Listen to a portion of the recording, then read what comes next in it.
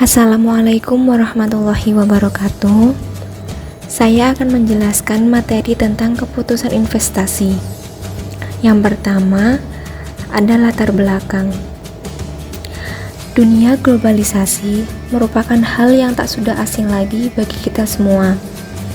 Globalisasi juga telah berkembang merambat ke dunia perekonomian, biasanya berupa penanaman modal pada suatu sektor industri. Dalam melakukan investasi, harus melalui proses evaluasi secara cermat mengenai prediksi keuntungan dan risiko. Para investor pastinya mengharapkan tingkat return yang lebih tinggi dari tingkat risiko yang akan ditanggung. Namun, pada kenyataannya tidak selalu terjadi seperti itu. Semakin tinggi tingkat risiko yang ditanggung, maka semakin tinggi pula tingkat return yang diperoleh. Dapat disimpulkan bahwa nilai perusahaan tergantung pada pilihan keputusan investasi, keputusan pendanaan dan kebijakan dividen, serta dampak pada aliran kas di masa yang akan datang, tingkat risiko yang akan ditanggung, dan tingkat return yang akan diperoleh. Selanjutnya ada pengertian keputusan investasi.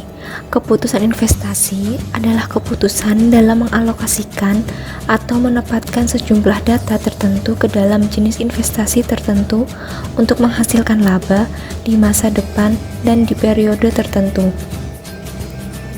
Keputusan investasi melibatkan waktu jangka panjang, sehingga keputusan investasi yang diambil harus dipertimbangkan dengan baik karena memiliki konsekuensinya juga. Investasi juga dapat dikatakan sebagai suatu penundaan konsumsi saat ini untuk konsumsi masa depan.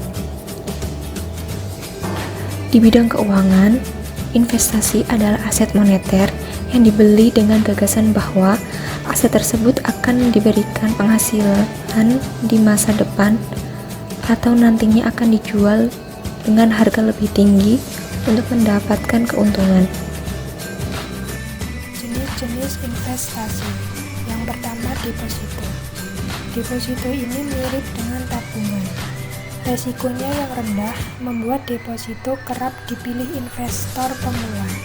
Suku bunga deposito lebih tinggi dibandingkan bunga tabungan biasa. Secara umum, bunganya ada di kisaran 5-6% per tahunnya.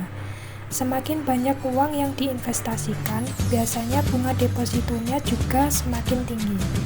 Meski memiliki suku bunga yang lebih tinggi, uang yang Anda investasikan ke deposito tidak bisa diambil sewaktu-waktu layaknya tabungan. Yang kedua ada emas. Emas merupakan jenis investasi fisik dengan nilai intrinsik yang lebih jelas. Emas bisa jadi pilihan yang cukup menarik. Sama halnya dengan deposito, resiko investasi emas juga rendah. Nilainya cenderung stabil dan terus mengalami peningkatan setiap tahunnya. Jika ingin berinvestasi emas, sebaiknya pilih emas batangan. Berbeda dengan emas perhiasan, nilai emas batangan ini murni dinilai dari beratnya. Yang ketiga ada properti. Investasi properti memiliki beberapa kesamaan dengan investasi emas. Ada benda fisik yang Anda beli di sini. Nilainya juga dipastikan terus mengalami peningkatan tanpa banyak fluktuasi. Selain itu, resikonya juga terbilang rendah. Ada beberapa model investasi properti yang biasa digunakan. Cara yang paling sederhana adalah dengan membeli tanah, membangun properti di atasnya, dan menjualnya saat harga dinilai sudah cukup tinggi. Sedangkan untuk cara kedua, Anda bisa menyewakan properti untuk mendapatkan aliran pemasukan. Jangan lupa untuk mempertimbangkan resiko seperti kerusakan bangunan. Meski resiko investasi ini terbilang rendah, properti adalah aset yang bisa rusak oleh waktu. Anda harus merawatnya agar nilainya tetap terjaga. Biaya perawatan yang sudah dikeluarkan ini nantinya juga perlu dipertimbangkan saat hendak menjual properti. Yang keempat, saham. Potensial namun beresiko tinggi. Mungkin seperti itulah gambaran singkat mengenai investasi saham. Saham sebenarnya merupakan bukti kepemilikan sebuah perusahaan. Saat Anda membeli saham, pada dasarnya Anda membeli sebagian kepemilikan atas perusahaan yang mengeluarkannya. Jadi semakin banyak saham yang Anda beli, semakin besar pula persentase kepemilikan perusahaan yang Anda dapatkan. Resiko investasi saham terbilang yang paling tinggi. Butuh pemahaman dan analisa yang cukup mendalam sebelum memutuskan untuk membeli saham sebuah perusahaan. Yang kelima ada reksadana. Reksadana adalah sebuah instrumen investasi di mana dana dari beberapa investor dikumpulkan menjadi satu untuk kemudian diinvestasikan ke instrumen-instrumen investasi yang ada di pasar modal. Reksadana sendiri terbagi menjadi 5 jenis. Kelima jenis reksadana ini meliputi reksadana pasar uang, reksadana pendapatan tetap, reksadana saham, reksadana campuran, dan reksadana indeks.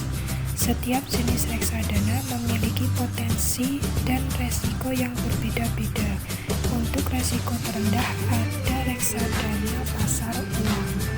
Yang terakhir ada peer-to-peer lending. Jenis investasi peer-to-peer lending tergolong masih cukup baru di Indonesia. Dalam peer-to-peer lending, pada dasarnya Anda meminjamkan sejumlah uang kepada pihak yang membutuhkan, baik itu individu ataupun badan usaha, sama seperti pinjaman dari bank. Return jenis investasi ini berasal dari bunga pinjaman yang telah disepakati bersama. Suku bunga peer-to-peer lending ini terbilang cukup menarik. Banyak fintech lending yang menawarkan suku bunga pinjaman mencapai 18% per tahunnya. Pengaruh keputusan investasi terhadap nilai perusahaan. Semakin besar investasi yang dilakukan oleh suatu perusahaan, maka semakin tinggi pula nilai suatu perusahaan. Dengan dilakukannya investasi, maka investor berasumsi bahwa di masa yang akan datang profitabilitas perusahaan akan meningkat. Dengan demikian, investor akan lebih tertarik untuk membeli saham perusahaan yang melakukan investasi. Hal ini menjelaskan bahwa keputusan investasi yang dilakukan perusahaan dapat meningkatkan harga pasar saham. Kenaikan atas harga saham ini pada akhirnya akan meningkatkan nilai perusahaan. Tipe investor menurut profil risiko. 1. Defensif. Investor ini berusaha mendapatkan keuntungan dan menghindari risiko sekecil mungkin dari investasi yang dilakukan. Investor tipe ini tidak mempunyai keyakinan yang cukup dalam hal spekulasi dan lebih memilih menunggu saat-saat yang tepat dalam berinvestasi supaya terbebas dari risiko. 3. Balance. Investor ini merupakan tipe investor yang menginginkan risiko menengah. Investor tipe ini selalu mencari proporsi yang seimbang antara risiko yang mungkin terjadi dengan pendapatan yang dapat diraih.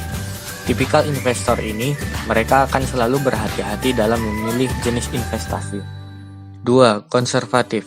Investor dengan tipe konservatif biasanya berinvestasi untuk meningkatkan kualitas hidup keluarga dengan rentang waktu investasi yang cukup panjang. Investor ini memiliki kecenderungan menanam investasi dengan keuntungan, yield yang layak dan tidak memiliki risiko besar. Investor ini pada umumnya mengalokasikan sedikit waktu untuk menganalisa dan mempelajari portofolio investasinya. Mereka cenderung memilih instrumen aman dengan hasil yang sudah diketahui sebelumnya, misalnya tabungan dan deposito. 4. Moderately aggressive. Merupakan tipe investor yang tenang atau tidak ekstrim dalam menghadapi resiko. Investor ini cenderung memikirkan kemungkinan terjadinya resiko dan kemungkinan mendapatkan keuntungan. Dalam hal ini, investor dengan tipe moderately aggressive selalu tenang dalam mengambil keputusan investasi karena sudah dipikirkan sebelumnya. 5. Agresif. Investor ini biasa disebut pemain. Mereka sangat teliti dalam menganalisa portofolio yang dimiliki. Semakin banyak angka-angka dan fakta yang bisa dianalisa, akan semakin baik bagi mereka. Investor tipe ini umumnya berinvestasi dengan rentang waktu relatif pendek, karena mengharapkan adanya keuntungan yang besar dalam waktu singkat. Mereka cenderung memilih produk yang mengalokasikan dananya pada instrumen pasar yang berisiko tinggi. Berikutnya yaitu resiko investasi, risiko suku bunga. Resiko suku bunga adalah resiko yang timbul karena nilai relatif aktif terbunga seperti pinjaman atau obligasi. Secara umum, jika suku bunga meningkat, harga obligasi berbunga tetap akan turun. Demikian juga sebaliknya, risiko suku bunga umumnya diukur dengan jangka waktu obligasi, maka paling tua yang sekarang digunakan untuk mengelola resiko suku bunga. Contoh suku bunga obligasi adalah 8-10% pada umumnya, namun kemudian pemerintah mengeluarkan suku retail yang memiliki suku bunga hingga 12%. Dengan begitu, pastinya investor lebih suka dengan suku retail ini. Selanjutnya ada resiko pasar. Resiko pasar ini adalah resiko fluktuasi atau naik turunnya nilai aktiva bersih atau NAB yang disebabkan oleh perubahan sentimen pasar keuangan seperti saham dan obligasi. Hal ini bahkan bisa membuat investor mendapat capital loss. Perubahan ini bisa dikarenakan beberapa hal seperti adanya resesi ekonomi, isu kerusuhan, spekulasi, termasuk juga perubahan politik. Selanjutnya ada resiko inflasi. Resiko inflasi juga disebut resiko daya beli, adalah peluang bahwa arus kas dari investasi tidak akan bernilai sebanyak di masa depan karena perubahan daya beli inflasi. Resiko inflasi adalah resiko yang diambil oleh investor saat memegang uang tunai atau berinvestasi dalam aset yang tidak terkait dengan inflasi. Sebagai contoh, jika seorang investor memegang 40% dari portofolio tunai 10 juta rupiah dan inflasi berjalan pada 5%, nilai tunai portofolio akan kehilangan 2 juta per tahun, atau 10 juta dikali 0,4 dikali 0,05 karena inflasi. Selanjutnya ada resiko likuiditas. Resiko likuiditas adalah resiko yang muncul akibat kesulitan menyediakan uang tunai dalam jangka waktu tertentu. Hal ini dapat terjadi jika pihak pengutang tidak dapat menjual hartanya karena tidak adanya pihak lain di pasar yang berminat membelinya. Hal ini berbeda dengan penurunan drastis harga aktiva, karena pada kasus penurunan harga, pasar pendapat bahwa aktiva tersebut tak ternilai. Tidak adanya pihak yang berminat menukar atau membeli aktiva kemungkinan hanya disebabkan karena kesulitan mempertemukan kedua belah pihak. Resiko ini memiliki kaitan dengan pencepatan dari sekuritas yang diterbitkan oleh pihak perusahaan yang bisa diperdagangkan di ranah pasar sekunder. Selanjutnya resiko falas atau nilai tukar mata uang. Resiko valuta asing atau falas adalah memiliki resiko yang disebabkan oleh perubahan kurs valuta asing di pasaran yang tidak sesuai lagi dengan yang diharapkan, terutama pada saat dikonversikan dengan mata uang domestik. Contoh dari resiko falas, investor ingin menanamkan investasi yang mengharuskannya menggunakan mata uang US. Di saat yang sama, kurs rupiah terhadap US lemah, sehingga investor harus mengeluarkan rupiah dengan jumlah yang sangat banyak daripada ketika nilai rupiah menguat. Oleh sebab itu, menguatnya dolar terhadap rupiah bisa memberikan kerugian. Selanjutnya ada resiko negara. Resiko ini disebut dengan resiko politik. Hal ini didasarkan pada kondisi perpolitikan negara, dan resiko ini juga masih ada kaitan dengan perubahan keturunan perundang-undangan yang membuat pendapatan menurun. Yang terakhir ada resiko reinvestment. Resiko ini merupakan resiko yang terjadi pada penghasilan dari suatu aset keuangan yang mengharuskan perusahaan untuk melakukan aktivitas reinvest. Jadi ketika hendak melakukan reinvest, perusahaan harus benar-benar memahami apa itu reinvest serta bagaimana cara agar bisa mengatur atau mengelola resiko investasi ini.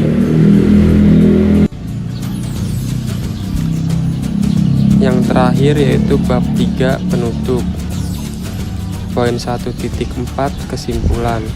Berdasarkan isi pada makalah ini, dapat disimpulkan bahwa investasi adalah suatu istilah dengan beberapa pengertian yang berhubungan dengan keuangan dan ekonomi. Istilah tersebut berkaitan dengan akumulasi suatu bentuk aktiva dengan suatu harapan mendapatkan keuntungan di masa depan. Terkadang investasi disebut juga sebagai penamaan modal.